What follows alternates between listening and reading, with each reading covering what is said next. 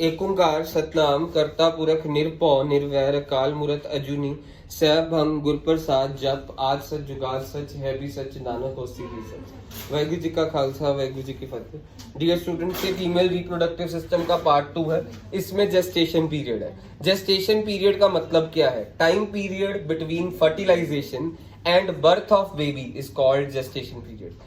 Egg यहाँ पे fertilise होता है, फर्टिलाइज होने के बाद 9 महीनों के बाद बेबी पैदा होता है। ये जो सा टाइम गैप है इसे जेस्टेशन पीरियड कहते हैं।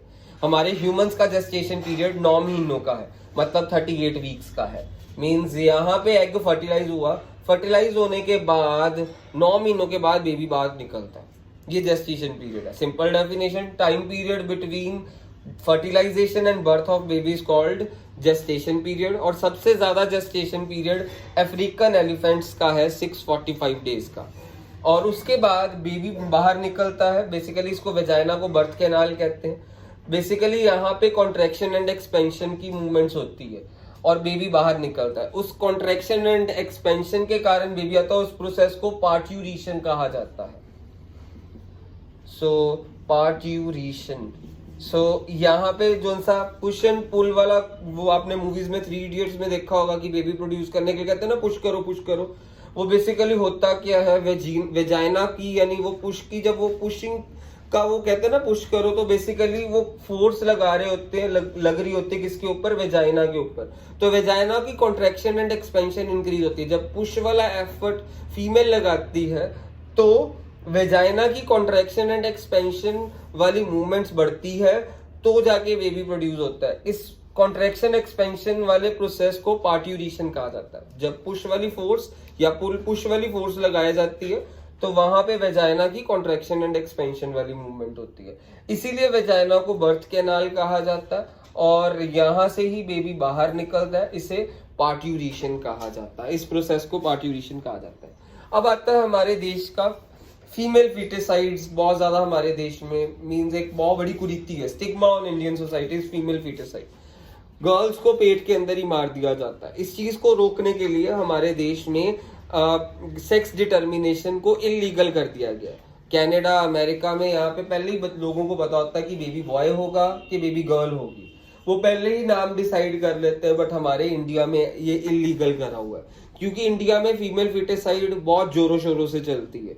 तो अब हमारे देश के लॉज क्या है फीमेल फिटिसाइड को रोकने के लिए? फीमेल फिटिसाइड के स्पेलिंग जरा ध्यान से देखिएगा।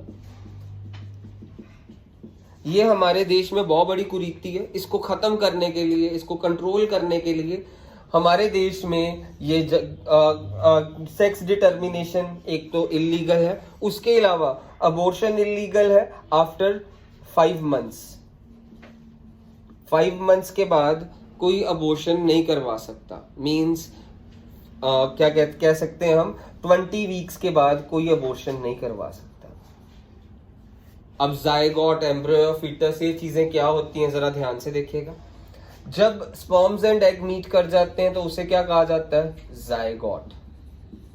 फिर जायगोट की सेल डिवीजन होती है, मींस ये यूनिसेलुलर है। जायगोट एक यूनिसेलुलर चीज है, ठीक है। इसकी क्या होगी? इसकी उसके बाद होगी ये सिंगल सेल है, means zygote is a single cell. उसके बाद इसकी सेल डिवीजन होगी, मल्टीसेलुलर बन जाएगा। सबसे पहले क्या बनेगा? एम्ब्रियो। सो जायगोट मींस एग और स्पर्म्स जब मीट करे उससे क्या बन जाता है? जायगोट। जायगोट बना, जायगोट सिंगल सेल है। फिर उसके बाद क्या होता है? जायगोट की मल्टीपल डिवीजन होती है तो वो क्या बन जाता है? एम्ब्रियो। फिर एम्ब्रियो की मल्टीपल डिवीजन होती है तो वो क्या बन जाता है? फीटस।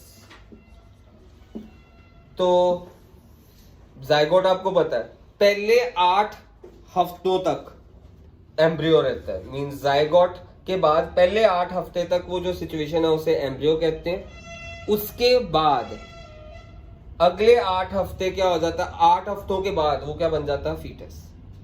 जायगोट पहले 8 हफ्तों तक क्या रहता है? वो एम्ब्रियो। फिर अगले 8 हफ्तों तक वो क्या बन जाता है? फीटस।